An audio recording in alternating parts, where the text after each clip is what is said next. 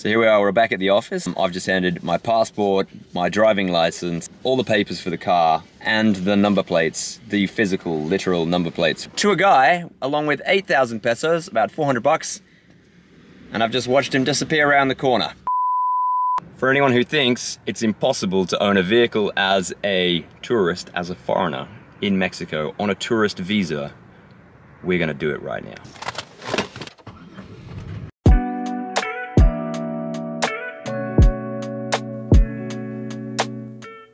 So this is what happens if you ask Google, can a tourist buy a car in Mexico? This means that as a foreigner, you must be on a temporary or permanent resident visa to register a car in your name. This doesn't mean that you can't buy a car as a long-term tourist. You are also able to insure a car, but you can't have the title in your name. Also, if we go down here, can you buy a car in Mexico on a tourist visa?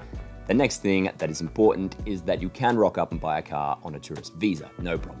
You can even get insurance to drive as a tourist without issue. But you can't register the car to your name until you have residency here, either temporary or permanent. So looking at this, it doesn't seem possible, but we are gonna do it. Señorita. I love it when you call me señorita.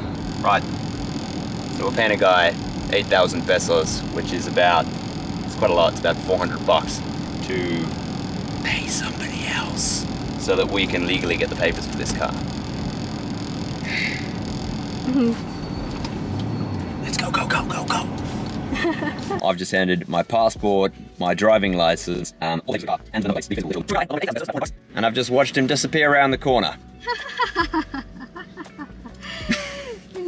Some people might ask, how am I still traveling 14 years later? How do you feel?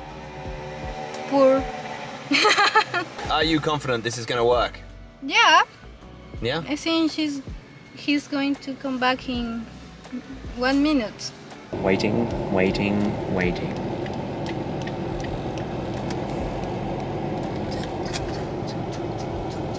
It's all gonna be fine.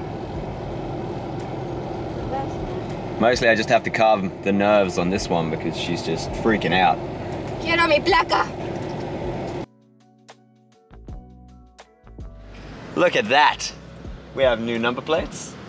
We have an official Mexican tarjeta de circulación, which is, I mean, basically the registration card with my name on it, as if I was a Mexican, and brand new Quintana Roo number plates, so we can officially, now after we don't need this car, we can sell it here.